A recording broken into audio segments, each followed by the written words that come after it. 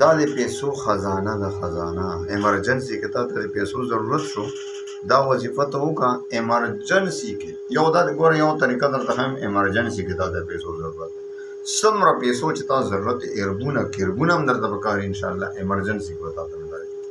بله دا ته دا غواړې چې همیشه د زمالدار دا دواړه طریقې درته ښیم. او حدیث کې هم راځي چې زه د قرآن عظیم حدیث مفهوم دی چې زه د قرآن عظیم یو داسې آیت ماته معلوم دی چې که په هغې هغه چا ونیولو هغه خپل عمل کې راوستو نو هغه د ټولې زندګۍ دپاره هغه دپاره کافي دی.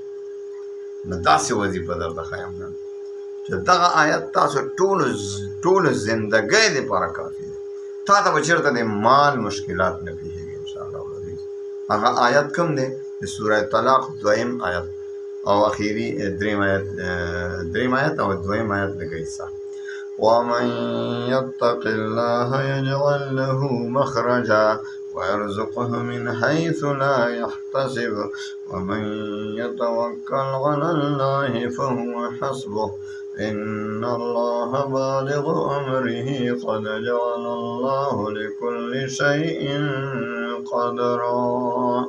نو دا تاسو روزانه که چېرته تاسو ایمرجنسي ضرورت وي پیسو نو 500 ځله دا وایه، اول او اخر 11 پیرې درود شریف او که د مونځ ټایم و یو 2 رکعته نفل حاجت هم وکړئ او بیا ورپسې 11 پیرې درود شریف، دا 500 پیرې دا آیت او بیا 11 پیرې درود شریف، بیا ښه په جړا کې دعا وغواړئ انشاءالله ایمرجنسي کې څومره پیسو ضرورت وي تاسو ته ملو.